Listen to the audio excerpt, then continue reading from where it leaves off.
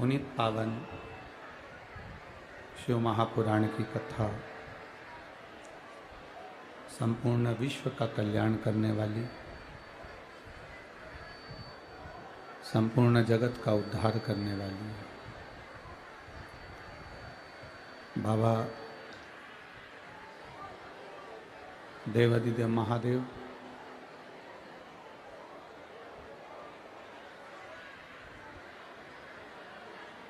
जिनकी पुनीत पावन शिव महापुराण की कथा को श्रवण करने का सौभाग्य बाबा देवादिदेव महादेव की कृपा से आप और हमको प्राप्त हुआ है। कथा के मुख्य यजमान श्री शंकर भाऊ जगताप, भाजपा शहर अध्यक्ष श्री विजय भाऊ जगताप, अश्विनीताई लक्ष्मण भाऊ जगताप, लोक नेता लक्ष्मण भाऊ जगताप, मित्र परिवार,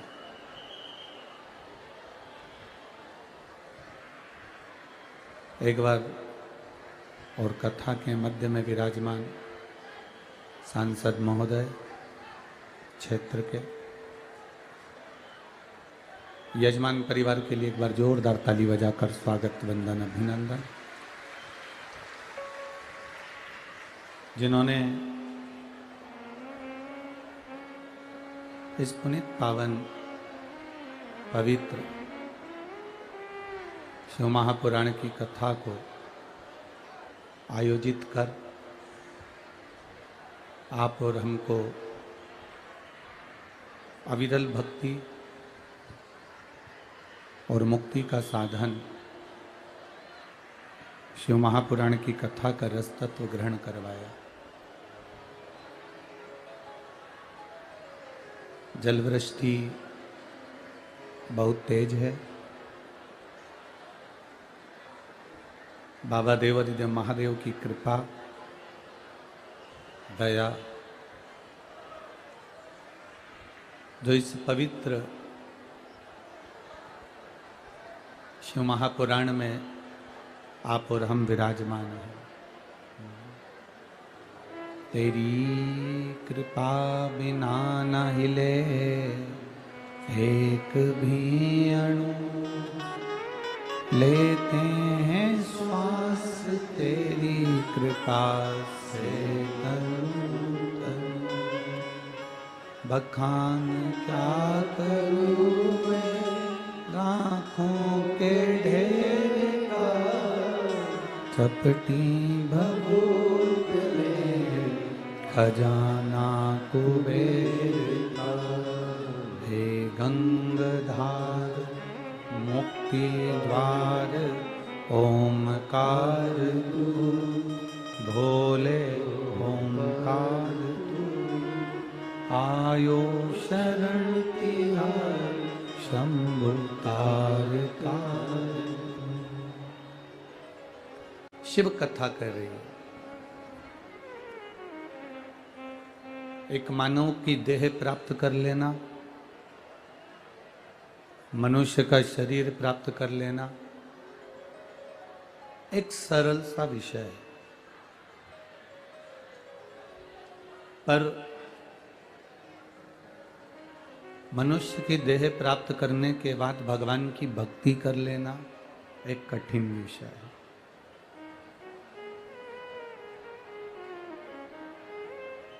जन्म लेना, पुनरपि जननम पुनरपि मरणम के प्रपंच से तो हम छूट ही जाएंगे। कोई ना कोई जन्म हमारे जीवन में हमें मिलेगा ही, ये निश्चित है।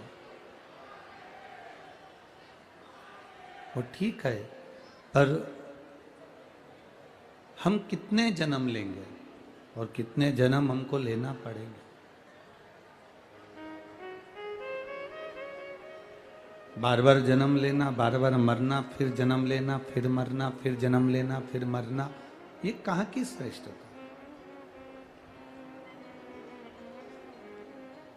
शरीर मिल भी जाए मनुष्य का तो भगवत भजन भी तो होना चाहिए। बरसते हुए पानी में इतना तेज पानी गिरे और रविवार का दिन हो तो कोई अपने घर से नहीं निकलता, और आज आप भगवान देवाधिदेव महादेव के लिए लाखों की संख्या में इस पावन कथा में पहुंचे। पुणे नगर के इतिहास की ये पहली कथा है जिसमें रोड पर लोग डिवाइडर पर बैठे हुए हैं इस कथा को श्रवण करने के लिए।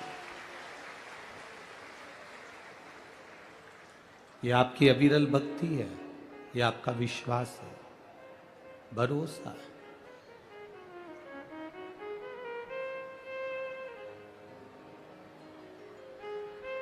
बाबा देवाधिदेव महादेव की कथा में आप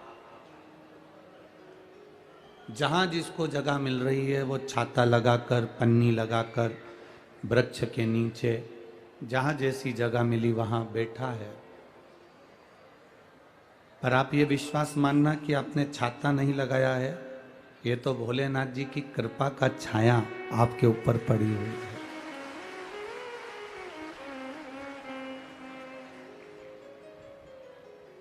बहुत दूर दूर से आप लोग आए हो कथा को श्रवण करने के लिए, सुनने के लिए, और बाबा से अपने दिल की बात कहने के लिए। जितना समय मिले उतने समय में मौन रहकर, चुप रहकर बाबा देवाधिदेव महादेव की भक्ति करो। भक्ति और मेहनत हमेशा मौन रहकर करना चाहिए, शांत रहकर। पीछे की आवाज खोल दो थोड़ा। भक्ति और मेहनत हमेशा मौन रहकर करो, शांत रहकर करो। भक्ति और मेहनत जितनी शांत रहकर करते हो, तरक्की उतनी शोर मचाकर तुम्हारे सामने प्रकट होती है, उतनी शोर मचाकर प्रकट। भक्ति में अगर तुम शोर करोगे या मेहनत करने में शोर करोगे कि मैंने तो इतना काम करा, मैंने तो इतना काम करा, तो तुम्हारे को सफलता अच्छी विद्वत्ता में नहीं मिलेगी, प्रबल नहीं मिलेगी। जो बच्चा कहता है ना कि मैं तो दिन रात पढ़ता हूँ, दिन रात पढ़ता हूँ, दिन रात पढ़ता हूँ, नंबर उसी के काम आते हैं। जो शांत रहकर, चुप रहकर अपना विद्या अध्ययन करता रहता, अपनी मेहनत में लगा रहता है, वो बच्चा और अच्छे नंबर से तरक्की की ओर आगे बढ़ जाता है। मौन रहकर मेहनत करो, मौन रहकर भक्ति करो, मौन रहकर मेहनत करो, वो फल अधिक मिलता है उसका। अब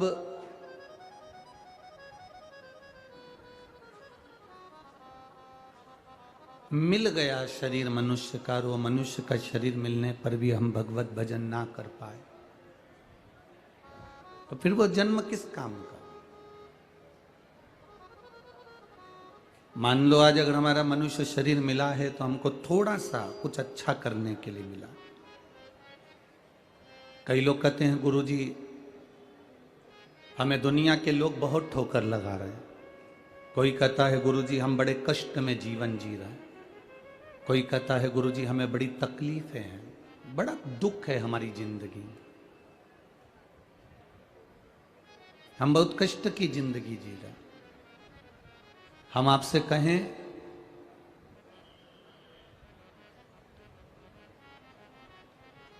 जिसने कड़वी दवाई को खाया है उसी ने रोग पर विजय प्राप्त करी है। जिसने कड़वी दवाई को खाया है उसी ने बीमारी पर, रोग पर विजय प्राप्त करी है। और जिसने संसार की ठोकरों को खाया है वो जिंदगी में कहीं ना कहीं नाम कमाया है, निश्चित है। अगर दुनिया के लोग आपको ताना दे रहे हैं, दुनिया के लोग आपको अपशब्द कर रहे हैं, दुनिया के लोग कुछ भी कर रहे हैं, दुनिया के लोग आपको आड़ा टेढ़ा कर रहे हैं, तो यदि आपको कुछ कहा जा रहा है तो उसमें कहीं ना कहीं आपका हित होने वाला होगा, उसमें कहीं ना कहीं आपका अच्छा होने वाला होगा। हम हिम्मत ना हारे, हम हमारी भक्ति को और प्रबल करें, हम हमारे विश्वास को और दृढ़ करें, हम हमारे भरोसे को और प्रबल करें।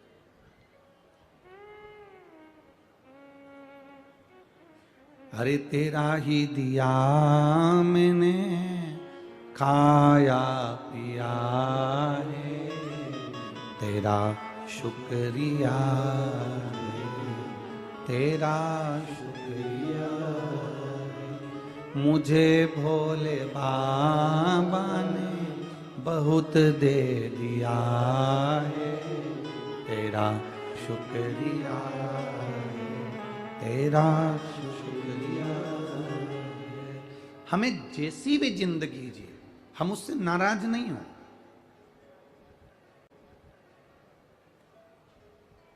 संघर्ष का जीवन में मिला तो हम उससे नाराज ना हो।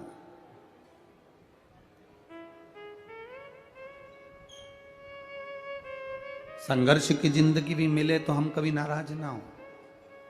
उसने दिए, कुछ अच्छा सोच कर दी होगी, कुछ अच्छा समझ कर दी होगी, कुछ अच्छा विचार कर दी होगी, कुछ अच्छा सोचा होगा हमारे लिए उस परमात्मा ने, कुछ अच्छा विचार करा होगा उस परमात्मा ने हमारे लिए।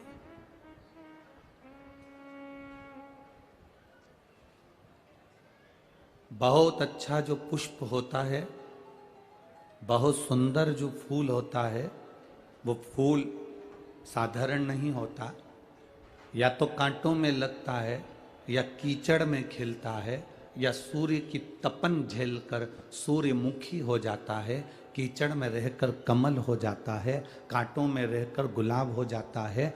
जो बहुत बहुत अच्छा होता है उसकी जिंदगी में कष्ट तकलीफें बहुत आती है, और भगवान जैसे कीचड़ में कमल को ऊपर रखता है, कांटों में गुलाब को ऊपर रखता है, वैसे ही आपको भी परमात्मा हाथ में रखता है।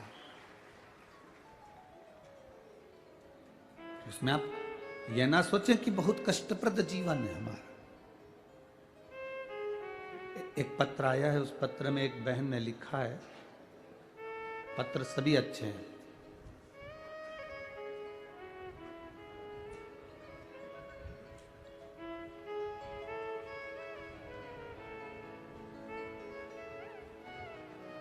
संध्या मुकेश अग्रवाल, सांगवी पुणे, कहीं बैठी हो तो हाथ हिला सकती हैं। अगर कहीं बैठी हो तो अपने दोनों हाथ हिला सकती हैं। संध्या मुकेश अग्रवाल, सांगवी पुणे, कहीं बैठी हो तो हाथ हिला सकती हैं। सांगवी पुणे, अच्छा इधर हैं क्या? हाँ, कैमरे वाले अगर कवर कर सकते हो तो कर लें, नहीं तो एलईडी वाले कवर करें उसको, नीचे थोड़ा कैमरा करके एलईडी वाले कवर कर लें। एक बार हाथ हिला तो संध्या बहन। मैं संध्या मुकेश अग्रवाल, सांगवी पुणे से। हम लोग सांगवी पुणे से हैं गुरुदेव। मैं आपकी कथा 2 साल से सुनती आई हूँ। मेरा सांगवी पुणे में कपड़े का होलसेल का दुकान है, वही चलाते हैं। मेरे बाएं हाथ की एक उंगली में हड्डियों में सितंबर 2022 में बहुत बड़ा इन्फेक्शन हो गया। मैंने सब डॉक्टरों को पुणे के दिखाया। आखिरी में 15 नवंबर को 9 दिन तक पुणे के हॉस्पिटल में रहने के बाद डॉक्टरों ने कहा कि इसका इलाज समझ में नहीं आ रहा कि ये तुम्हारी उंगली बेकार हो रही है और इसमें इन्फेक्शन ज़्यादा बढ़ गया है और ये उंगली बहुत ही ज़्यादा बेकार हो गई है, इसको तुम हैदराबाद ले जाओ। हम डॉक्टर के कहने पर बेंगलोर चले गए, हैदराबाद गए, फिर हैदराबाद के बाद में हम लोग बेंगलोर गए और बड़े बड़े लैब में जांचें कराई, पर मेरी उंगली ठीक नहीं हुई। कुछ समझ में नहीं आ रहा था डॉक्टरों को। सारे डॉक्टरों ने जांच करी पर कुछ समझ में नहीं आया कि ये इन्फेक्शन कैसा है कि कुछ दिख नहीं रहा। उंगली पूरी तरह से बेकार होने लगी। ऑपरेशन के लिए डॉक्टरों ने बोल दिया कि इस उंगली का ऑपरेशन होगा और उसकी तैयारी करो। फिर उस उंगली से हम मालूम करेंगे कि इसमें बीमारी क्या हो रही है। पर घबराहट हुई, क्या करा जाए। उसकी जांच करने के लिए उसमें से थोड़ा सा भाव निकाल कर और उसको भेजा गया। जांच होना प्रारंभ हुई। रिपोर्ट कुछ समझ में नहीं आ रही थी। अब करे क्या। तभी हमारी ये पड़ोसन ने कहा कि ये काम करो, शिवजी के मंदिर जाया करो, जल चढ़ाया करो। उसने कहा मेरे हाथ में इतनी तकलीफ है, जल कैसे चढ़ाऊं। मैं एक हाथ में पानी का लोटा लेकर उसके कहने से जल चढ़ाने शंकर जी के मंदिर जाने लगी।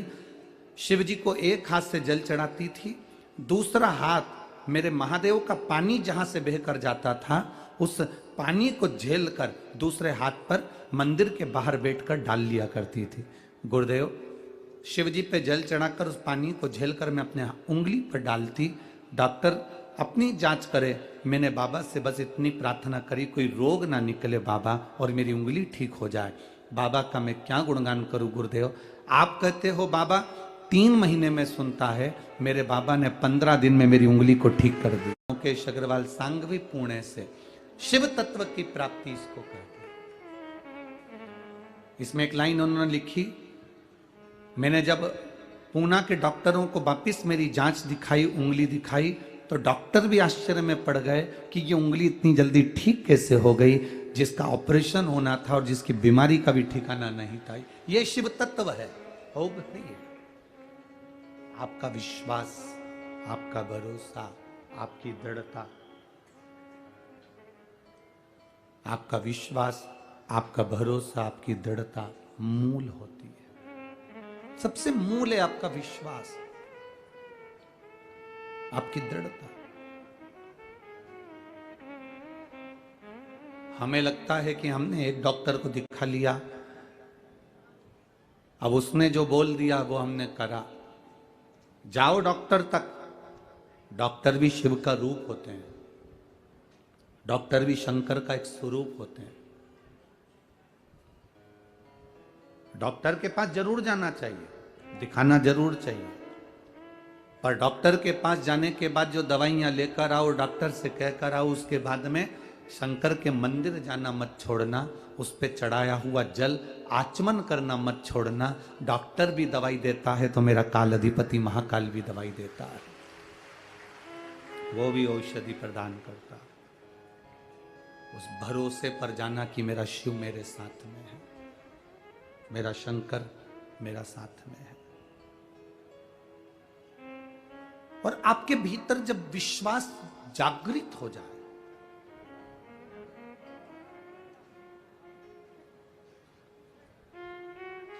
दूसरे नंबर पर जो अष्ट विनायक में गिने जाते हैं वो सिद्धि विनायक गिने जाते हैं। बोलो सही है? अरे जम के तो बोलो। दूसरे नंबर पर अष्ट विनायक में सिद्धि विनायक गिने जाते हैं। मुद्गल पुराण की कथा कहती है, अगर आपने स्मरण करा होगा मुद्गल पुराण में, तो आपने पढ़ा होगा कि सिद्धि विनायक की कथा कोई साधारण कथा नहीं है।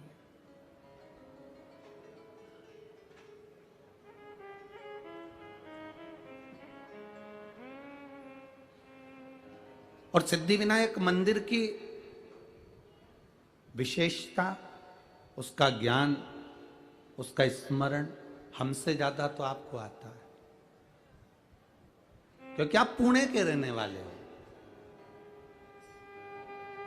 मराठी में क्या कह सकते हैं? सिद्धि विनायक मंदिरची माहिती तुमच्या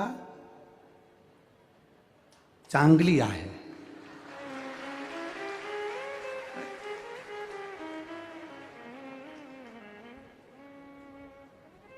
गड़बड़ हो जाए बोलने में तो तुम देख लेना हो। और हम कोई मराठी तो बोलते नहीं ना, इसलिए स्मरण में थोड़ी बहुत स्मरण में आ जावे। वो हमसे अच्छी सिद्धि विनायक जी की माहिती, सिद्धि विनायक मंदिर का स्मरण, सिद्धि विनायक भगवान का स्मरण कि क्यों बैठे वो अष्ट विनायक में एक विनायक बनकर।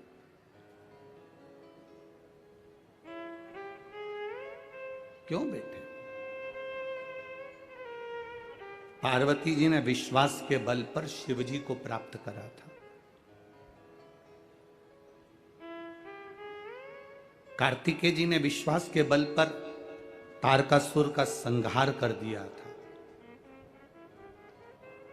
सती माता ने विश्वास के बल पर शिव तत्व को प्राप्त कर लिया था।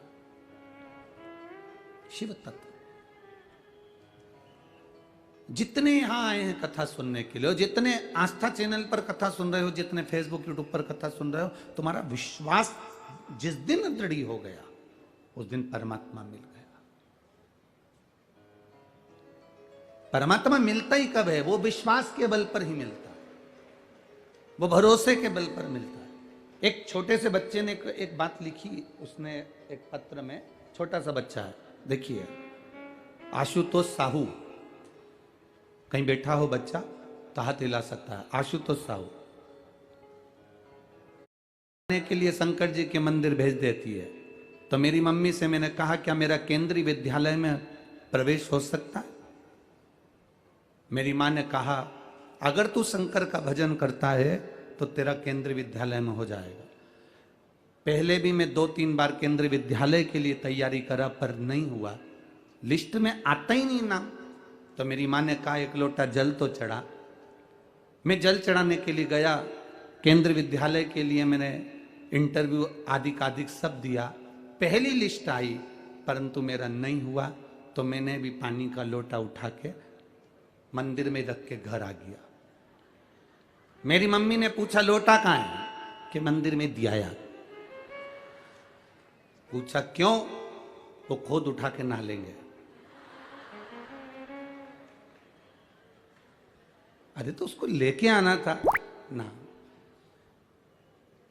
गुस्सा हो गया हूं मैं भगवान से, लोटा भर के जल चढ़ाया तो भी नहीं सुना और मेरे लिस्ट में नाम ही नहीं आया। माँ कहती है लोटा वापस लेके आ। मैं लोटा लेकर आया, माँ कहती है मंदिर जाना मत छोड़, नहीं आया नाम अगले साल देखेंगे। बेटा वो लिख रहा है कि मैंने जल चढ़ाना नहीं छोड़ा, बाबा की कृपा का क्या गुणगान करूं गुरुदेव, मेरा एक केंद्रीय विद्यालय में नहीं 3 केंद्रीय विद्यालय में नाम आ गया। ये शिव तत्व है। ओ घड़ी शंभो, देवता देते हैं पल्ला झाड़ कर और मेरा महादेव देता है छप्पर फाड़ कर।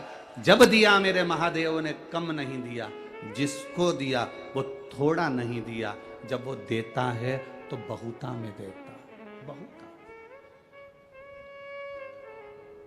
वो देता है तो बहुता में देता।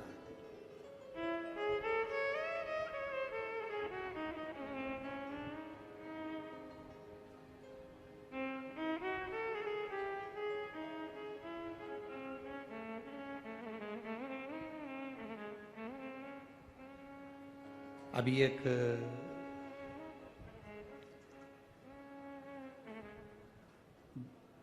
टीआई साहब से उन्होंने हमसे कहा कि गुरुजी आपकी एक लोटा जल बहुत कृपा करने वाला है। जब जब कोई उलझा हुआ व्यक्ति दिखता है तो हम उसको भी कह देते हैं कि तुम्हारे घर के लोगों को बोलो कि एक लोटा जल शिव जी को चढ़ाएं तो शंकर जी राह जरूर दिखाएंगे, शिव राह जरूर दिखाएंगे। हम लोगों से कह देते हैं कि उस जल में कुछ तो है।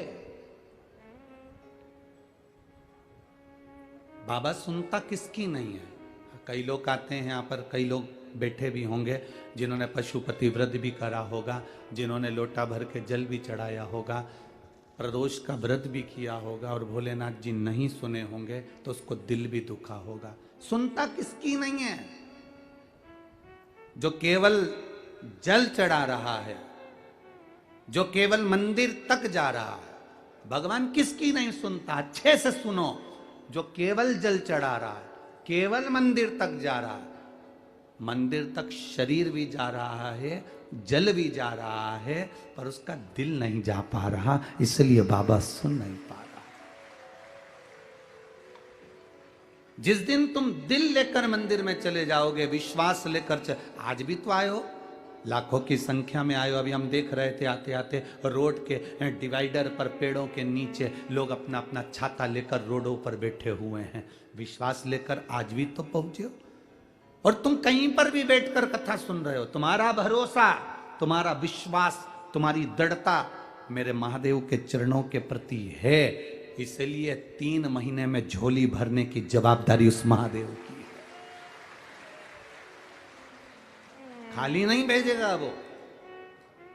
एक क्षण के लिए भी अगर आपने शिव महापुराण की कथा सुनी, और हम तो यहां तक कहते हैं जिन जिन पुलिस कर्मी की, जिन जिन डॉक्टरों की, जिन जिन सिस्टरों की, जिन जिन नगर निगम वालों की, जिन जिन प्रशासनिक अधिकारियों की ड्यूटी भी अगर इस कथा में लगी हुई है, वो भी तारीख लिख के रखना और 3 महीने इंतजार करना कि बाबा ने तुमको उन्नति की सीढ़ी पर चढ़ाया कि नहीं चढ़ाया।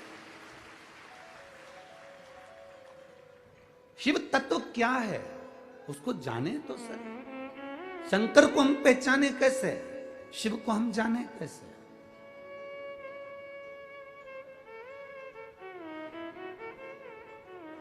वो पुणे की इस धरा पर अष्ट विनायक में से एक विनायक श्री सिद्धि विनायक भी है। श्री सिद्धि विनायक कैसे है?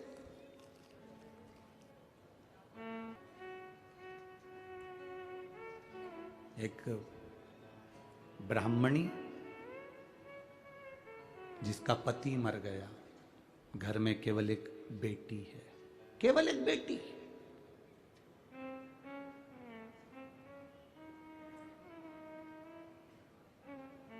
जिसका कोई नहीं उसका तो भोले है यारो। लोग कहते हैं कि ये चले गए तो हमारी जिंदगी का क्या होगा, हमारे जीवन का क्या होगा। कभी कभी बड़ा बड़ा भ्रम हो जाता है। एक सेठ जी कहते थे मैं मर गया तो मेरा पूरा परिवार मर जाएगा। मेरे घर के लोग मुझे बहुत चाहते हैं, मेरे परिवार के लोग मुझे बहुत चाहते हैं, मेरे मरने पर ये मर जाएंगे। मेरी पत्नी मुझे बहुत प्रेम करती है, मेरा बेटा मुझे प्रेम करता है, मेरी बहू मुझे प्रेम करती है, मेरा पोता पोती मुझे प्रेम करते हैं। मैं मर गया तो मेरे पीछे परिवार मर जाएगा। एक गुरुजी को मालूम पड़ा कि सेठ जी हमेशा एक ही बात कहते हैं, तो गुरुजी ने सेठ जी से कहा एक काम करो ना, आधे घंटे के लिए मर जाओ। तुम आधे घंटे के लिए मर के तो देखो कि कौन तुम्हारे साथ में मरता है, कौन मर रहा है। अकेले आए हो, अकेले जाओगे। क्या लेकर आए हो, जम के बोलो जरा। नहीं नहीं, ये लाइन तुम्हारी गड़बड़ है। क्या लेकर जाओगे? ये शिव पुराण तो कहती है कुछ तो लेकर जाओगे। क्या लेकर आए हो, कुछ तो लेकर जाओगे। कुछ लेकर नहीं आए, अपने हाथ से किया गया पुण्य अपने साथ लेकर जाओ। कोई दूसरा नहीं ले जाएगा, अपना पुण्य अपने साथ, अपना भजन अपने साथ, अपनी भक्ति अपने साथ। जैसे कल वो लड़की ने लिखा कि ये लक्ष्मण भाऊ का फोटो लगा हुआ है गुरुजी, जिन्होंने मुझे विद्या अध्ययन कराई, इसलिए मैं इस कथा में आकर बैठी हूं, क्योंकि भाऊ को नमन करती हूं, जिसको भले इनके परिवार वालों को नहीं मालूम है, पर भाऊ ने मुझे पढ़ाया है, इसलिए उनका एहसान जिंदगी भर नहीं भूल पाऊं। भले परिवार वालों को नहीं मालूम है, पत्नी को नहीं मालूम, बच्चों को नहीं मालूम, किसी को नहीं मालूम। क्यों? वो व्यक्ति गया तो उसने कर कर क्या गया है।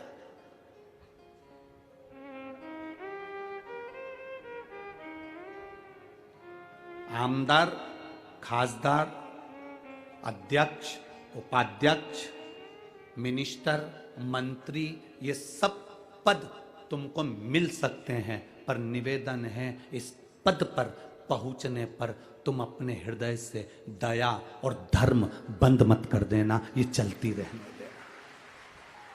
उसका कारण यह है कुर्सी और पद तो बदलते रहेंगे, पर तुमने अगर कुछ पुण्य करा है, तुमने अगर कुछ दान करा है, तुमने कोई अच्छा कर्म करा है, तुमने जिंदगी में कोई अच्छा कृत्य करा है, तो वो तुम्हारे साथ जीवन पर्यंत यहां भी और वहां भी काम आएगा। और वो आता है, वो आता है।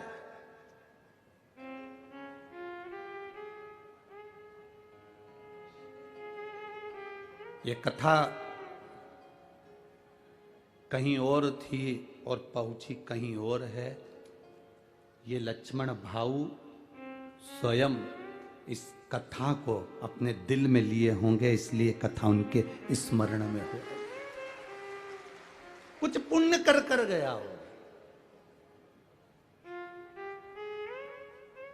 और कथा भी करवा रहे हैं तो शंकर भाऊ आपको साधु बांटता है और पूरे परिवार को जिन्होंने जगताप परिवार का, चाहे वो आमदार हो, चाहे वो बड़े भाई उनके विजय भाऊ हो, चाहे कोई हो, ये अपने परिवार का एक सुखमय, एक आनंदमय, कुछ कहते हैं गुल्लक में पैसा इकट्ठा करो, घर में कोई त्योहार होता है तो बच्चा का जन्मदिन होता है तो गुल्लक फोड़ के गिफ्ट लाता है। जब हमारे पूर्वजों का पुण्य की गुल्लक भराती है तब जीवन में एक बार शिव महापुराण की कथा हो पाती है।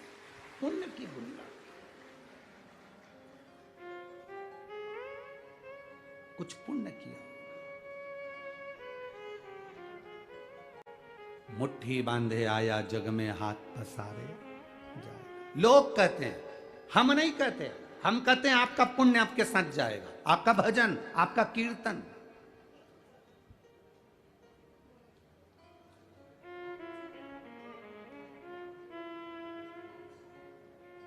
बीमा कंपनी वाले कहते हैं इतने का बीमा करा लो, तुम मरोगे तो घर वालों को इतना मिल जाएगा। मरने की बात तुम्हारी पत्नी के सामने करती है, पत्नी सोफे पर बैठी रहती है और बीमा वाला कहता है भाऊ बीमा करवा लो ना, तुम्हारा कहीं एक्सीडेंट हो गया तो इतनी रिकवर राशि मिल जाएगी। और पत्नी बड़े प्रेम से पल्लू डाल के सुनती रहती है, इतनी इतनी राशि मिल जाएगी। फिर पत्नी ने कहा कोई अच्छा पैकेज बताओ ना, रिकवर राशि ज्यादा मिले। सेठ भी ऐसा ही कह रहा था, मैं मर गया मेरे पीछे पूरा परिवार मर जाएगा। गुरुजी ने कहा तू आधा घंटा मर जा। नहीं, मैं काहे को मरूं, अगर मैं मर गया तो मेरी पत्नी को कुछ हो गया, मेरे बच्चों को कुछ हो गया, मेरी पोता पोती को कुछ हो गया, तुम मर तो सही। उसने कहा नहीं मरूं। सेठ जी से गुरुजी करे 5 मिनट आधे घंटे मर जा, बाकी का मुझे देखना है कि तेरा परिवार कितना मरता है, मुझे देखना ही है। और अगर मेरे परिवार को कुछ हो गया तो गुरुजी ने कहा जवाबदारी मेरी, तू तो मर। पानी पीते पीते सेठ जी लुढ़क गए, डॉक्टर को बुलाया, थोड़े से रुपए देकर गुरुजी ने कहा तुम यहीं बैठ जाओ और कह दो ये मर गया। डॉक्टर ने भी कह दिया मर गया। पत्नी धाड़ धाड़ के रोने लगी, खूब रो, नई नई डिजाइन में रोई, खूब रो। गुरुजी ने पूछा क्यों रो रही हो सेठानी? सेठानी कहती मेरा पति चले गया। गुरुजी ने कहा मेरे पास में एक ऐसी बूटी रखी है, मैं तुम्हें दूंगा, तुम खा लेना, तुम मर जाओगी, पति जिंदा हो जाएगा। पति जिंदा। पत्नी रोती रोती बोली इनकी तो उम्र हो गई थी, इनकी तो उम्र हो गई थी। पति जमीन रहे वहीं पर। थोड़ी देर बाद बेटा रो रहा था, तू क्यों रो रहा है? मेरे पिताजी चले गए, ये भी नहीं बता के गए किससे कितना लेना था। अब बाप पड़ा पड़ा मन में सोच रहा है इसको लेनदारी की पड़ गई, बाप पड़ा उसकी जरा सा दुख नहीं है। इतने में गुरुजी ने कहा ले बूटी तू खा ले, तू खाएगा तू मर जाएगा, तेरा बाप जिंदा हो जाएगा, पिता जिंदा हो जाएगा। बेटा बोला पिताजी कह रहे थे अब तुम्हें सारा काम संभाल। पोता रो रहा था, तू क्यों रो रहा है? मेरे दादाजी चले गए, तो अब मुझे कुरकुरा कौन दिलाएगा? तो गुरुजी बोले ले बूटी तू खा ले। इतने में छोटा सा पोता गुरुजी के गले में हाथ डालकर बोला गुरुजी तुम्हारा ना कोई आगे ना कोई तुम्हारा पीछे, तुम नहीं खा लो। और सब मिलके बा गुरुजी को बूटी खिला। अब गुरुजी ने उसको उठाया, उठ जा उठ जा। ये तू कहता था मैं गया तो सब चले जाएगा, लोगों को लगता है मैं कर रहा हूं। सास कहती है मैं जिंदा हूं जब तक घर चल रहा है, जिस दिन मैं मर गई आटे दाल का भाव मालूम पड़ जाएगा। तो मेरा बूढ़ी बूढ़ी माताओं से निवेदन है आधा घंटा मर के तो देखो। तुम जिंदा हो तो भी और मर जाओगे तो भी। हमारे यहाँ की तो रीति बनी है, मरने के पहले और मरने के बाद का समय निकाल कर देखना। मरे भले तुम कहकर मरे कि मैं मर जाऊंगी उसके बाद में आटे दाल का भाव मालूम पड़ जाएगा, पर दुनिया के लोग जानते हैं कि मरने के 12वें दिन ही घर में घी का पीपा, तेल के पीपे, मावा, रबड़ी सब बनेगी और सब नुक्ती और सेव, रायता, चने की सब्जी और पूड़ी सब चकाचक खाएंगे और तेरा फोटो टंगकर उस पे कंडे पे धूप देकर अगरबत्ती लगाएंगे। कौन पूछे किसको? कौन पूछे? तेरा तेरा दिन याद करे, क्यों रे नर शिव नाम क्यों नहीं जपे। हाथों से ऐसा पुण्य कर कर गए कि वो जिंदगी का एक